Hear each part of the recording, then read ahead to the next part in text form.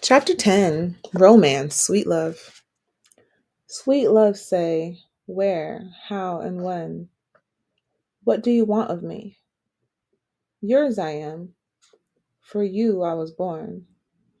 What do you want of me? Saint Teresa of Avila. To return to love, to get the love we always wanted but never had, to have the love we want but are not prepared to give, we seek romantic relationships. We believe these relationships, more than any other, will rescue and redeem us. True love does have the power to redeem, but only if we are ready for redemption. Love saves us only if we want to be saved. So many seekers after love are taught in childhood to feel unworthy, that nobody could love them as they really are, and they construct a false self. In adult life, they meet people who fall in love with their false self. But this love does not last. At some point, glimpses of the real self emerge, and disappointment comes. Rejected by their chosen love, the message received in childhood is confirmed. Nobody could love them as they really are. Few of us enter romantic relationships able to receive love. We fall into romantic attachments doomed to replay familiar family dramas. Usually, we do not know this will happen precisely because we have all grown up in a culture that has told us that no matter what we experience in our childhoods, no matter the pain, sorrow, alienation, emptiness, no matter the extent of our dehumanization, romantic love will be ours. We believe we will meet the girl of our dreams. We believe someday our prince will come. They show up just as we imagined they would. We wanted the lover to appear, but most of us were not really clear about what we wanted to do with them, what the love was that we wanted to make, and how we would make it. We were not ready to open our hearts fully. In her first book, The Bluest Eye, novelist Toni Morrison identifies the idea of romantic love as one of the most destructive ideas in the history of human thought. Its destructiveness resides in the notion that we come to love with no will and no capacity to choose. This illusion, perpetuated by so much romantic love, stands in the way of our learning how to love. To sustain our fantasy, we substitute romance for love. When romance is depicted as a project, or so the mass media, especially movies, would have us believe, women are the architects and the planners. Everyone likes to imagine that women are romantics, sentimental about love, that men follow where women lead. Even in non heterosexual relationships, the paradigms of leader and follower often prevail, with one person assuming the role deemed feminine and another the designated masculine role. No doubt it was someone playing the role of leader who conjured up the notion that we fall in love, that we lack choice and decision when choosing a partner, because when the chemistry is present, when the click is there, it just happens, it overwhelms, it takes control. This way of thinking about love seems to be especially useful for men who are socialized via patriarchal notions of masculinity to be out of touch with what they feel. In the essay Love and Need, Thomas Merton contends the expression to fall in love reflects a peculiar attitude towards love and life itself, a mixture of fear, awe, fascination, and confusion. It implies suspicion, doubt, hesitation in the presence of something unavoidable, yet not fully reliable. If you do not know what you feel, then it is difficult to choose love. It is better to fall. Then you do not have to be responsible for your actions.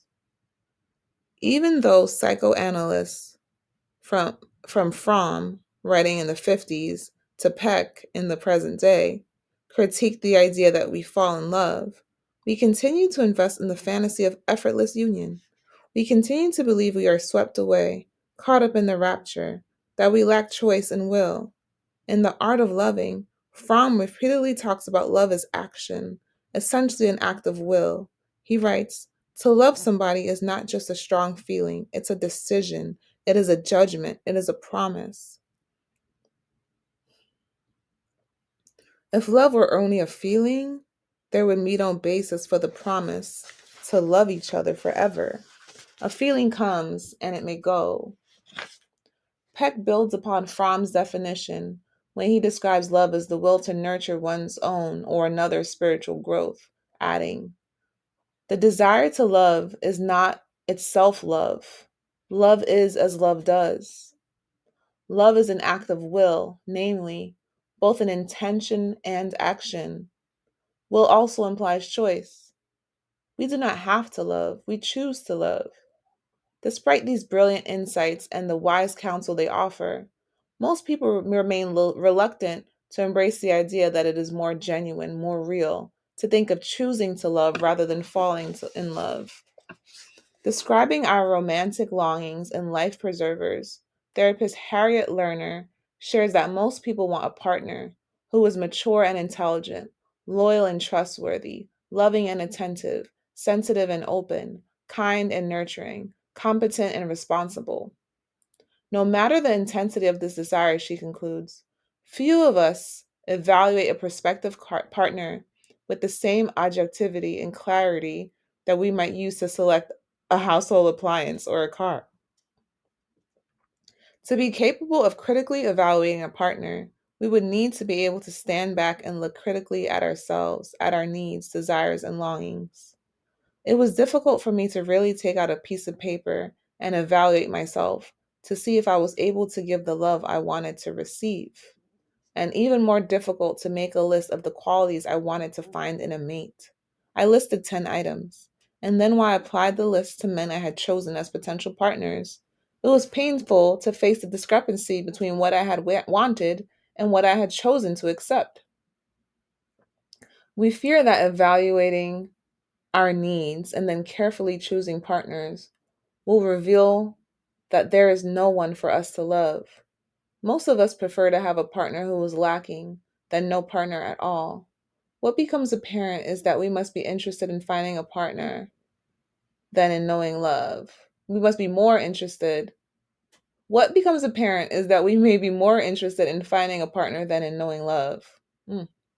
Time and time again, when I talk to individuals about approaching love with will and intentionality, I hear the fear expressed that this will bring an end to romance. This is simply not so. Approaching romantic love from the foundation of care, knowledge, and respect actually intensifies romance. By taking the time to communicate with a potential mate, we are no longer trapped by the fear and anxiety underlying romantic interactions that take place without discussion or the sharing of intent and desire. I talked with a woman friend who stated that she had always been extremely fearful of sexual encounters, even when she knew someone well and desired them. Her fear was rooted in a shame she felt about the body, sentiments she had learned in childhood. Previously, her encounters with men had only intensified that shame. Usually, men made light of her anxiety. I suggested she might try meeting with the new man in her life over lunch, with the set agenda of talking to him about sexual pleasure, their likes and dislikes, their hopes and fears. She reported back that the lunch was incredibly erotic. It laid the groundwork for them to be at ease with each other sexually when they finally reached that stage in their relationship.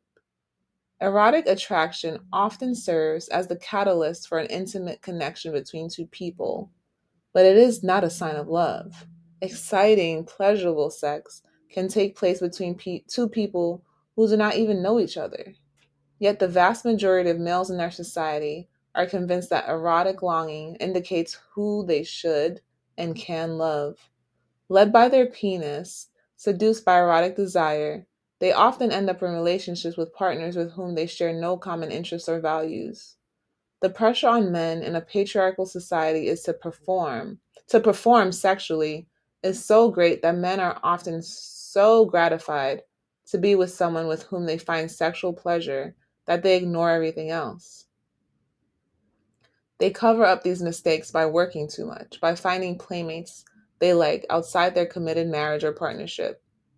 It usually takes them a long time to name the lovelessness they may feel, and this recognition usually has to be covered up to protect the sexist insistence that men never admit failure.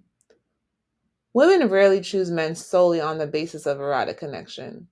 While most females acknowledge the importance of sexual pleasure, they recognize that it is not the only ingredient needed to build strong relationships. And let's face it, the sexism of stereotyping women as caregivers makes it acceptable for women to articulate emotional needs. So females are socialized to be more concerned about emotional connection. Women who have only named their erotic hunger in the wake of the permission given by the feminist movement and sexual liberation have always been able to speak their hunger for love. This does not mean that we find the love we long for. Like males, we often settle for lovelessness because we are attracted to other aspects of a partner's makeup. Shared sexual passion can be a sustaining and binding force in a troubled relationship, but is not a proving ground for love.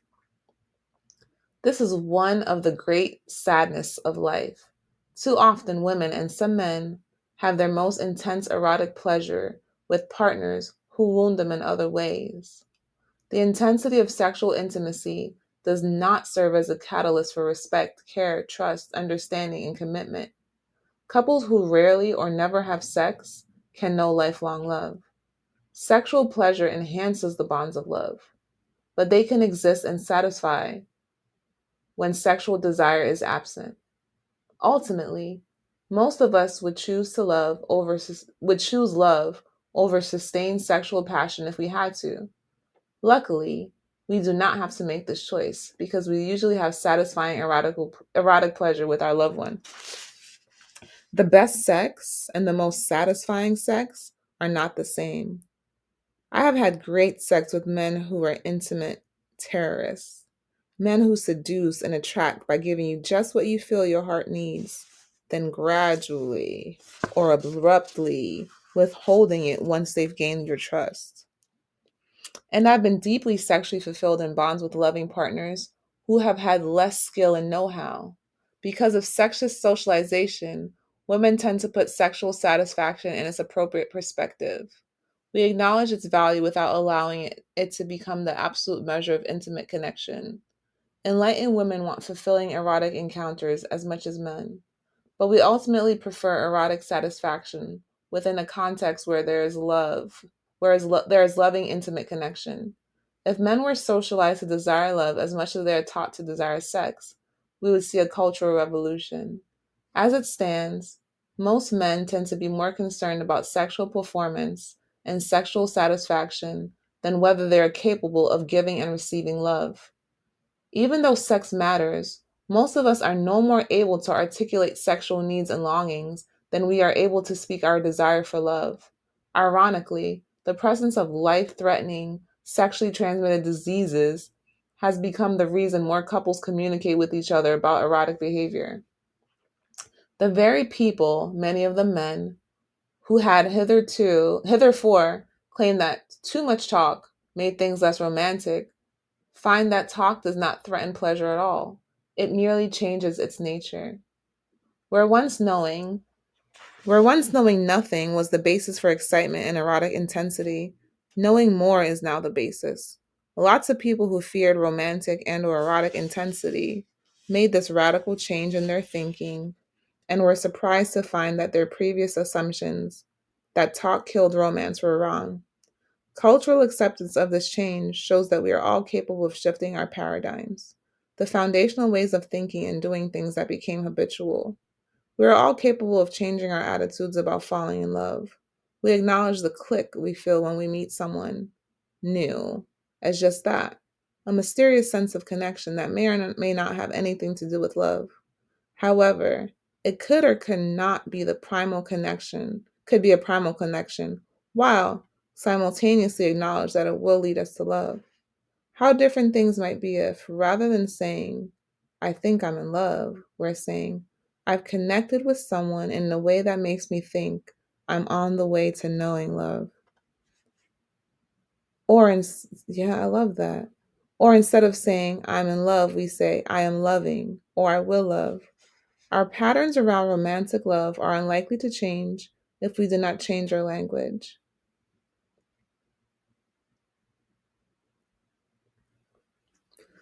We are all uncomfortable with the conventional expressions we use to talk about romantic love. All of us feel that these expressions and the thinking behind them are one of the reasons we entered a relationship that did not work. In retrospect, we see that to a grave extent. Wait, in retrospect, we see that to a grave extent, the way we talked about these bonds foreshadowed what happened in the relationship. I certainly changed the way I talk and think about love in response to emotional lack I felt within myself and in my relationships. Starting with clear definitions of love, of feeling, intention, and will, I no longer enter relationships with the lack of awareness that leads me to make all bonds the site for repeating old patterns. Although I have experienced many disappointments in my quest to love and be loved, I still believe in the transformative power of love. Disappointment has not led me to close my heart. However, the more I talk with people around me, I find disappointment to be widespread, and it does lead many folks to feel profoundly cynical about love.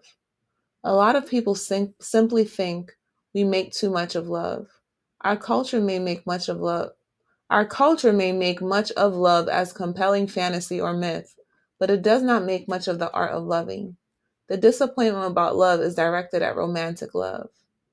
We fail at romantic love when we have not learned the art of loving. It is simple as that. Often we confuse perfect passion with perfect love. A perfect passion happens when we meet someone who appears to have everything we have wanted to find in a partner. I say appears because the intensity of our connection usually blinds us. We see that we want what we want to see. In Soulmates, Thomas More contends that the enchantment of romantic illusion has its place and that the soul thrives on ephemeral fantasies, while perfect passion provides us with its own particular pleasure and danger. For those of us seeking perfect love, it can only ever be a preliminary stage in the process. We can only move from perfect passion to perfect love when the illusions pass and we're able to use the energy and intensity generated by intense, overwhelming, erotic bonding to heighten self discovery. Perfect passions usually end when we awaken from our enchantment and find only that we have been carried away from ourselves. It becomes perfect love when our passion gives us the courage to face reality, to embrace our true selves. Acknowledging this meaningful link between perfect passion and perfect love from the onset of a relationship can be the necessary inspiration that empowers us to choose love. When we love by intention and will, by showing care, knowledge, respect, responsibility, our love satisfies. Individuals who want to believe that there is no fulfillment in love, that true love does not exist, cling to these assumptions because this despair is actually easier to face than the reality that love is a real fact of life, but is absent from their lives. In the last 2 years, I have talked a lot about love. My topic has been true love. It all started when I began to speak my heart's desire, to say to friends, lecture audiences, folks sitting next to me on buses and planes and restaurants, that I was looking for true love. Cynically, almost all my listeners would let me know that I was looking for a myth. The few who still believe in true love offered their deep conviction that you can't look for it, that if it's meant for you, it'll just happen. Not only do I believe wholeheartedly that true love exists, I embrace the idea that its occurrence is a mystery, that it happens without any effort of human will. And if that's the case, then it will happen whether we look for it or not. But we do not lose love by looking for it. Indeed, those among us who have been hurt, disappointed, disillusioned must open our hearts if we want love to enter. That act of opening is a way of seeking love. I have had a taste of true love. That experience intensifies my longing and my desire to search. A true love in my life first appeared to me in a dream. I had been invited to a conference on film and was reluctant to attend. I hate being bombarded by lots of new ideas at one time. It feels to me like overeating. Yet I had a dream in which I was told that if I went to this conference, I would meet a man of my dreams. Images in the dreams were so vivid and real that I awakened with a sense of necessity. I called a girlfriend and told her my story. She agreed to go to the conference with me as my witness. A few weeks later, we arrived at the conference in the middle of a session in which speakers were on stage. I pointed to the man whose image had appeared in my dream. After the session, I met him and we talked. Meeting him was like seeing a long lost relative or friend. We went to dinner. There was a feeling of mutual recognition between us from the start. It was as though we knew each other. As our conversation progressed, he told me that he was in a committed relationship. I was puzzled and disturbed. I could not believe divine forces in the universe would lead me to this man of my dreams when there was no real possibility of fully realizing those dreams. Of course, those dreams were all about being in a romantic relationship. That was the beginning of a difficult lesson in true love. I learned that we may meet a true love and that our lives may be transformed by an encounter even when it does not lead to sexual pleasure, committed bonding, or even sustained contact. The myth of true love, the fairy tale vision of two souls who meet, join, and live happily thereafter, is the stuff of childhood fantasy. Yet many of us, female and male, carry these fantasies into adulthood and are unable to cope with the reality of what it means either to have an intense, life altering connection that will not lead to an ongoing relationship or to be in a relationship. True love does not always lead to happily ever after. And even if it does, sustaining love still takes work. All relationships have ups and downs. Romantic fantasy often nurtures the belief that difficulties and downtimes are an indication of a lack of love rather than part of the process. In actuality, true love strives on difficulties. The foundation of such love is the assumption that we want to grow and expand, to become more fully ourselves. There is no change that doesn't bring with it a feeling of challenge and loss. When we experience true love, it may feel as though our lives are in danger. We may feel threatened. True love is different from the love that is rooted in basic care, goodwill, and just plain old everyday attraction. We are all continually attracted to folks. We like their style, the way they think, the way they look, whom we know that given a chance, we could love in a heartbeat. In his insightful book, Love and Awakening, Discovering the Sacred Path of Intimate Relationship, John Wellwood makes a useful distinction between this type of attraction, familiar to us all, which he calls a heart connection, and another type he calls a soul connection. Here is how he defines it. A soul connection is a resonance between two people who respond to the essential beauty of each other's individual natures behind their facades and who connect on a deeper level. This kind of mutual recognition provides the catalyst for a potent alchemy. It is a sacred alliance whose purpose is to help both partners discover and realize their deepest potentials, while a heart connection lets us appreciate those we love just as they are. A soul connection opens up a further dimension, seeing and loving them for who they could be and for who we could become under their influence. Making a heart connection with someone is usually not a difficult process. Throughout our lives, we meet lots of people with whom we feel that special click that could take us on the path of love. But this click is not the same as a soul connection. Often, a deeper bonding with another person, a soul connection, happens whether we will it to be or not. Indeed, sometimes we are drawn towards someone without knowing why, even when we do not desire contact. Several couples I talked with who have found true love enjoyed telling the story of how one of them did not find the other at all appealing at first meeting, even though they felt mysteriously joined to that individual. In all cases where individuals felt that they had known true love, everyone testified that the bonding was not easy or simple. To many folks, this seems confusing precisely because our fantasy of true love is that'll be just that, simple and easy. Usually we imagine that true love intensely will be intensely pleasurable and romantic, full of love and light. In truth, true love is all about work. The poet Raina Maria Rilke wisely observed, like so much else, people also misunderstood the place of love in life. They have made it into a play and pleasure because they thought that play and pleasure was more blissful than work. But there is nothing happier than work and love, just because it is the extreme happiness. Just because it is the extreme happiness can be nothing else but work. The essence of true love is mutual recognition, two individuals seeing each other as they really are. We all know that the usual approach is to meet someone we like and to put our best self forward, or even at times false self, one we believe will be more appealing to the person we want to attract. When our real self appears in its entirety, when the good behavior becomes too much to maintain or the masks are taken away, disappointment comes. All too often, individuals feel, after the fact, when feelings are hurt and hearts are broken, that it was a case of mistaken identity, that the loved one is a stranger. They saw that what they wanted to see rather than what was really there. True love is a different story. When it happens, individuals usually feel in touch with each other's core identity. Embarking on such a relationship is frightening, precisely because we feel there is no place to hide. We are known. All the ecstasy that we feel emerges as this love nurtures us and challenges us to grow and transform.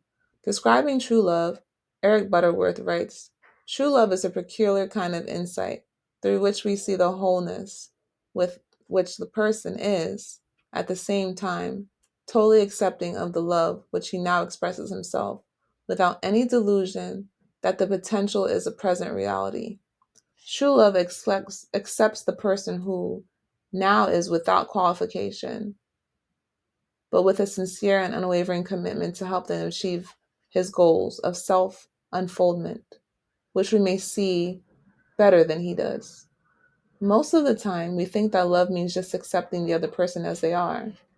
Who among us has not learned the hard way that we cannot change someone, mold them, and make them into the ideal beloved we might want them to be? Yet we commit to true love. Yet when we commit to true love, we are committed to being changed, to being acted upon by the beloved in a way that enables us to be more fully self actualized. This commitment to change is chosen. It happens by mutual agreement. Again and again in conversations, the most common vision of true love I have heard shared was one that declared it to be unconditional. True love is unconditional. But to truly flourish, it requires ongoing commitment to constructive struggle and change. The heartbeat of true love is the unwillingness to reflect in one's actions and to process and communicate this reflection with the loved one. As Wellwood puts it, two beings who have a soul connection want to engage in a full, free ranging dialogue and commune with each other as deeply as possible. Honesty and openness is always the foundation of insightful dialogue. Most of us have not been raised in homes where we have seen two deeply loving grown folks talking together. We do not see this on television or at the movies. And how can we say any of us communicate with men who have been told all their lives that they should not express what they feel? Men who want to love and do not know how must first come to voice, must learn to let their hearts speak, and then to speak truth. Choosing to be fully honest, to reveal themselves is risky. To experience the experience of true love gives us the courage to risk. As long as we are afraid to risk, we cannot know love. Hence the truism. Love is letting go of fear. Our hearts connect with lots of folks in a lifetime, but most of us will go to our graves with no experience of true love. This is in no way tragic, as most of us run the other way when true love comes near. Since true love sheds light on those aspects of ourselves we may wish to deny or hide, enabling us to see ourselves clearly and without shame, it is not surprising that so many individuals who say they want to know love turn away when such love beckons. No matter how often we turn our minds and hearts away, or how stubbornly we refuse to believe in its magic, true love exists. Everyone wants it, even those who claim to have given up hope. But not everyone is ready. True love appears only when our hearts are ready. A few years ago, I was sick and had one of those cancer scares where the doctor tells you if the tests are positive, you will not have long to live. Hearing his words, I lay there thinking, I could not possibly die because I am not ready. I have not known true love. Right then, I committed myself to opening my heart. I was ready to receive such love, and it came. The relationship did not last forever. and that was difficult to face. All the romantic lore of our culture has told us when we find true love with a partner, it will continue. Yet this partnership lasts only if both parties remain committed to being loving. Not everyone can bear the weight of true love. Wounded hearts turn away from love because they do not want to do the work of healing necessary to sustain and nurture love. Many men, especially, often turn away from love and choose relationships in which they can be emotionally withholding when they feel like it, but still receive love from someone else. Ultimately, they choose power over love. To know and keep true love, we have to be willing to surrender the will to power. When one knows a true love, the transformative force of that love lasts even when we no longer have the company of the person with whom we experience profound mutual care and growth. Thomas Merton writes, "We discover our true selves in love." Many of us are not ready to accept and embrace our true selves, particularly when living with integrity alienates us from our familiar words. Often, when we undergo a process of self recovery, for a time, we may find ourselves more alone. Writing about choosing solitude over company that does not nurture one's soul, Maya Angelou reminds us that it is never lonesome in Babylon. Fear of facing true love may actually lead some individuals to remain in situations of lack and unfulfillment. There, they are not alone. They are not at risk. To love fully and deeply puts us at risk. When we love, we are changed utterly, Merton asserts. Love affects more than our thinking and our behavior towards those we love. It transforms our entire life. Genuine love is personal revolution. Love takes your ideas, your desires, and your actions and welds them together in one experience and one living reality which is a new you. We often are in flight from the new you. Richard Bach's autobiographical love story, Illusions, describes both his flight from love and his return. To return to love, he had to be willing to sacrifice and surrender, to let go of the fantasy of being someone with no sustained emotional needs, to acknowledge his need to love and be loved. We sacrifice our old selves in order to be changed by love, and we surrender to the power of the new self. Love within the context of romantic bonding offers us the unique chance to be transformed in a welcoming, celebratory atmosphere.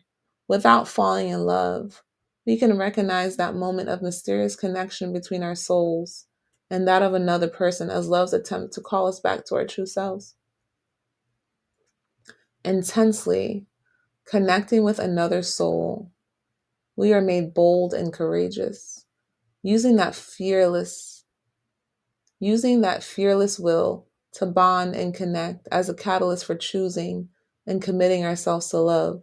We are able to love truly and deeply, to give and receive a love that lasts, a love that is stronger than death.